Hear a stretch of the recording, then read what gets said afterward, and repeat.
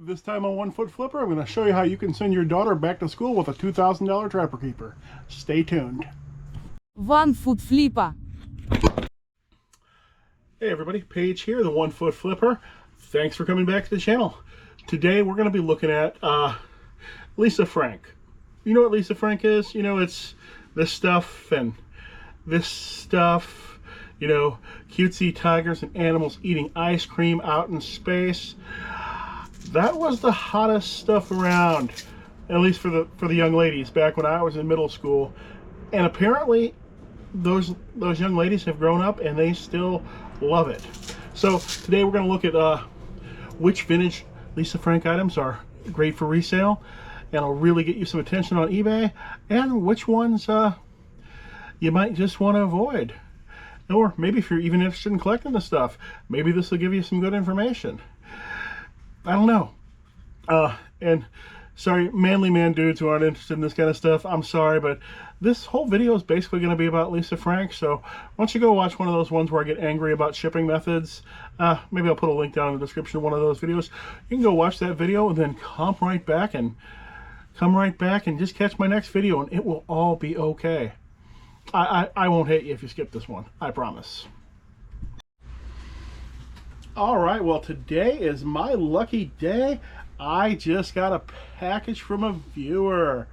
Adam Retro Obscurity sent me a few things. He sent me some card supplies that he had, top loaders, and penny sleeves. Awesome.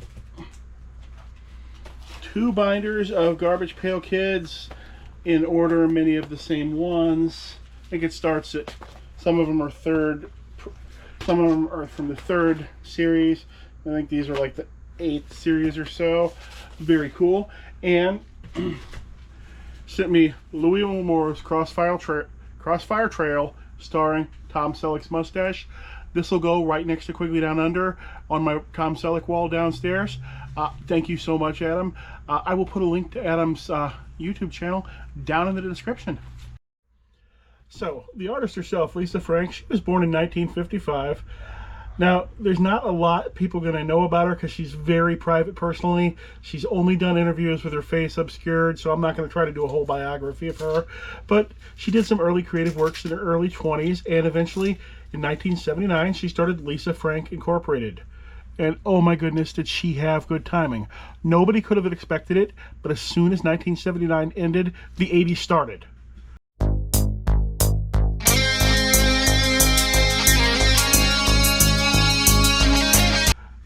And the 80s started happening like immediately, as soon as the clock ticked over. The 80s started happening hard. Disco, pong, and whatever it was kids did in the 70s, I mean playing Parcheesi or whatever, that was gone. America was soon just filled with laser beams. At the arcades, they were pulling those black and white Pong and Space Invaders machines out, chucking them out in the back alley, and dragging in Pac-Man, Galaga, and Golden Axe.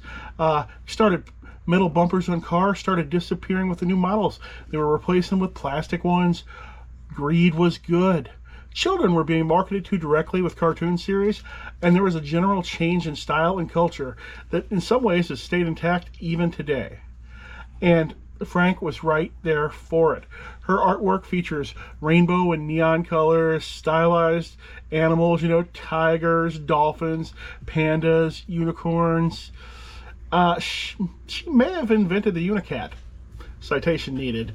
And in the 80s and 90s, her designs were just everywhere, particularly on school supplies, lunchboxes, Trapper Keepers, and tons of stickers. I've also seen sheets, bedroom sets, backpacks. I think I've seen drapes, sweaters. The sweaters may be more modern, but we can dip into those a little bit later. There was a huge appeal to this stuff. I remember any girl who was anybody had this stuff back when I was a little kid and into my tween years. And well, unless they were, you know, if they wanted to be different, then yeah, they'd have something else. But otherwise, the mainstream girls, they were loving that Lisa Frank. And if we fast forward till today, those same ladies are paying top dollar for this stuff on eBay. And I don't know if they're actually using it or sending their little girls to school with it, or if they're just collecting it for personal use. Because honestly, I've never found any Lisa Frank stuff, at least not anything vintage. I found modern because they still make the Lisa Frank stuff, but I've yet to find anything vintage. But also, I'm a man, I never personally had Lisa Frank stuff, so maybe my eye isn't looking for it, but if you can find it, there's some money to be made. Hey, let's head downstairs and do a few sales, then we'll come back up and talk about Lisa Frank some more. Okay, we got some sales here. It is Tuesday morning. I didn't ship yesterday, which is really weird for me on a Monday, but it was my daughter's birthday, and we had to do things for her birthday. We saw Despicable Me 4. I hadn't been to a movie in several years. I think this is only my second movie since I lost my leg, and oh boy, I forgot how expensive it was. It was like $94 between the three of us, and I somehow ended up buying my in-laws tickets, which was fine. They bought their own snacks though. Between the 5 tickets and the snacks for the three of us, like $94. The movie was okay. A little disappointed though that the series is suffering from character creep. It's like they had 4 like great existing female characters, Gru's wife and his 3 daughters. Those characters had no place in that movie. I mean, they put them in scenes and things, but they could have cut them completely because they played no part in the story whatsoever. Instead, they introduced a new female character, tween character, and Gru teamed up with him, and all the child action was focused on the baby. Okay, you want to see the sales though. I'll put the first one up on the screen because it's in a box. It's a incomplete set of several Zvezda Art of War games, $40.39. That's the sort of thing that is looking for a buyer. So it did take 2 years to sell, because who wants to buy 3 incomplete games at once? Somebody will, but it's going to take a while. I sold this double-sided Pokemon poster, $7.53. Not bad. I have more of these. I have these in various artworks too, so if you want them, get them please. Sold low camera filter, $5.82. Got this from Meta Bubbles, but it is below $6, so it is bulk. Caterpillar backhoe. This was a Goodwill Bins find. I sold for $20. I probably had just about 2 into it because it's about a pound. Not bad. Crash Twinsanity for the PlayStation 2. The PlayStation 2 is the last console, I believe, that the games hold value that are actually worth selling on average. And luckily, my last game pickup was everything was PlayStation 2 and older. $8.60 for this. Like, if this had been Xbox 360 instead, this would probably sell for $5 shipped, which is at a loss because video game sellers are insane. And a lot of them cheap media mail. Speaking of media mail, Young Guns 2 seal, $2.76. I do charge up on my media mail though, so I'll make an extra buck on that. Yosemite Sam puzzle, vintage, $8.45. Don't remember where that came from. Probably the bins. It's where most of my posters come from. And 1943 AirTech magazine, $5.05. Came from a big buy of Air Force magazines that is like 20x its money so far, easily. A single Chaos Space Marine Lord in pieces, $18. Not bad at all. This playmat I found when I'm currently inventorying my entire store shelf to shelf, and I found some Weiss Schwarz playmats that weren't listed. This one sold within a week for $20. Not bad. Didn't think I had any desirable playmats left. Conker's Bad Fur Day, box, manual, and inserts only, in not very good condition, no cartridge in here, $76. I am constantly amazed at how much money this game costs, because I remember everybody having this game, so I don't know why this game is so expensive now. A Casey's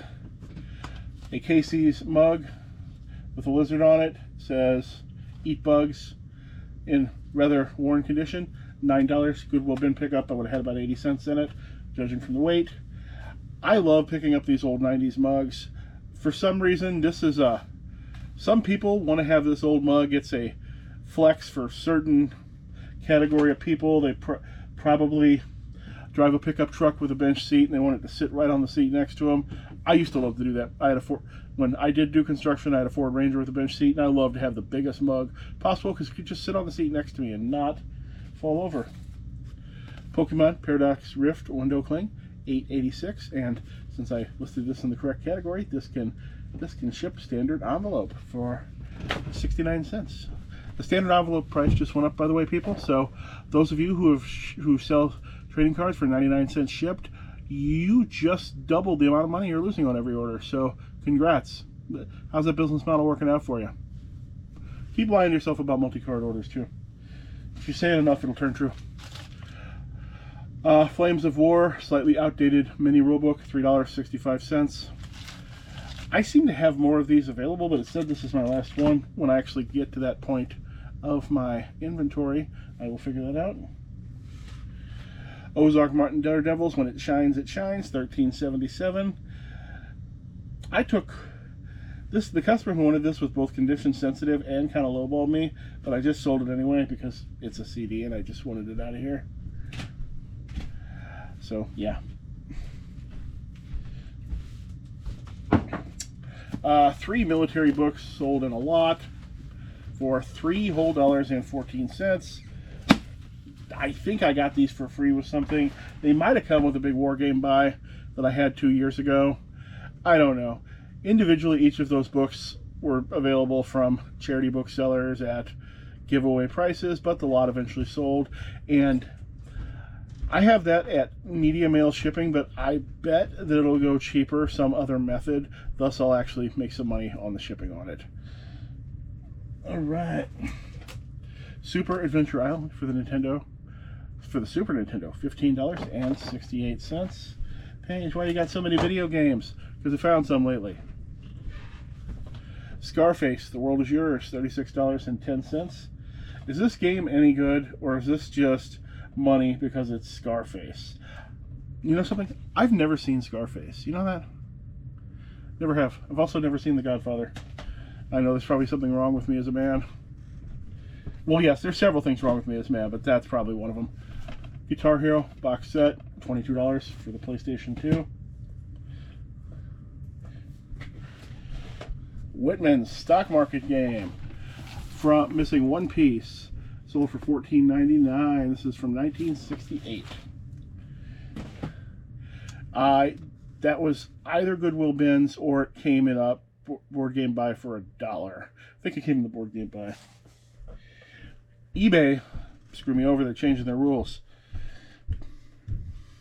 Just a week ago, you could print standard envelope shipping labels from the video game category, and it still lists that category on the master list of standard envelope categories, but they've turned it off, which is too bad because I had sold both these games and I had standard envelope shipping on it, because these actually can indeed go through the system. You just stick them in a sleeve with a card and they will go through the system, but they turned it off.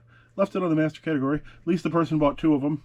They paid for shipping twice, so I'm only going to lose $2 on the shipping on this. Harvest Moon and Lego Batman, $21.69 total, and I'll lose $2 on the shipping. So I moved the rest of my DS games to the everything else category, I think. Something else. I don't know. Time Splitters, Future Perfect, $23. I have never heard of this series, but apparently there's multiple games in it. 1, 2, 3 deck boxes for the Force of Will game, $7.99. I have quantity on that trio still. 7 sets of that trio left. The Warriors, $53. Is this good? Is this just money because it's an early Rockstar game? Is this money because it's an adaptation of a cult movie from the 80s? I don't know, but it was $53. Either way. Oh, most of these video games came from Amy, so she's going to get money on her spreadsheet from all of them. A U.S. Navy Petty Officer thing, $4.85. That'll go standard envelope. Hudson's Adventure Island 2, empty box, $38. And finally, Mr. Go On Vinyl, $3.93 plus shipping. All right, I got a lot to ship. Catch you later. Some of your best Lisa Frank pickups are going to be backpacks, folders, trapper keepers, sticker sets. You might also find banks. There's some plush. The plush are newer generally than the rest of your vintage Lisa Frank items. They seem to be direct competitors to Beanie Babies, but unlike Beanie Babies, they're actually worth money. Amazing. And some of the most sought after Lisa Frank pieces are unopened original sticker sets and various unopened school supplies, or in the cases of notebooks and folders, they can totally be opened. Matter of fact, this folder here sold opened up $250 on eBay. And there's also some Lisa Frank clothes. Those tend to be later. I don't think most of those came early in the 80s. Those tended to be 90s, later 90s into the 2000s. But every one of those is going to be sellable as long as it's not brand new modern. And I think even the brand new modern stuff's going to be sellable as well. It just won't be such high profit as some of these other items are going to be. Now, pricing this stuff can be difficult though. I mean, rarity, like anything else, is going to be important. How attractive the overall item it is, how well the particular design has aged into current aesthetics, the condition of the item. You know, your mint condition items obviously going to be worth more than one that's all ripped up. And packaging will give you a premium price. However, with Lisa Frank stuff, there just seems to be a huge random factor to it all. There could be a folder that sells for $10. There could be another folder that sells for $150, and they can have similar pictures and designs on them. Or I've seen the same little tiger backpack sell 300% swings from one sale to another. Now, it could be because a lot of Lisa Frank sellers are simply price guessing. They might not be researching. They might just be guessing a price and putting it up at that price. And if they guess at least low enough, then the item sells. That could be it. I don't know, but I'd suggest that if you find yourself Lisa Frank, see if there is a sold existing for the item already and see if there's any listed. If there is a sold and none listed, try for 20% more than that sold. Or if you're greedy, greed was good in the 80s, try for 100% more listed than that sold. You could always lower your price later, can't you? Now, if you're paying up, if you're buying a collection or paying up at the flea market or someplace else for individual items, make sure to look them over, both to make sure that they're real, because there are fakes of Lisa Frank items, both modern fakes and vintage fakes. And there are plenty of modern items that could be passed off as a vintage item. So look it over, look for dates, look to see if it's a vintage one. It might say made in the USA on it. The current ones are not made in the USA. You might see something like lisafrank.com on it. So if you see the website on it, it's going to be much newer than the real vintage stuff. And then when you're done getting all this stuff, then you've got to make the decision, am I going to sell this Trapper Keeper and these 9 folders in it? And I could save that money and buy my daughter a car, or she could be the coolest girl in 7th grade. What are you going to do? Tough choice, isn't it? My daughter's about to go into 7th grade herself. She is sort of into that Lisa Frank aesthetic because the big beanie boos like this girl right here were popular her whole childhood, but she's going with a cherry theme on most of her school supplies this year because she already had a cherry backpack that had some 8-bit looking Nintendo cherries on it, and she's just been expanding on that. All right, if you've hung around this long, you're either really into Lisa Frank, which I don't blame you, or you enjoy this kind of content. And if you do, it wouldn't hurt you to hit that subscribe button. YouTube doesn't pay me much, so I'm mostly in it for these subscriptions.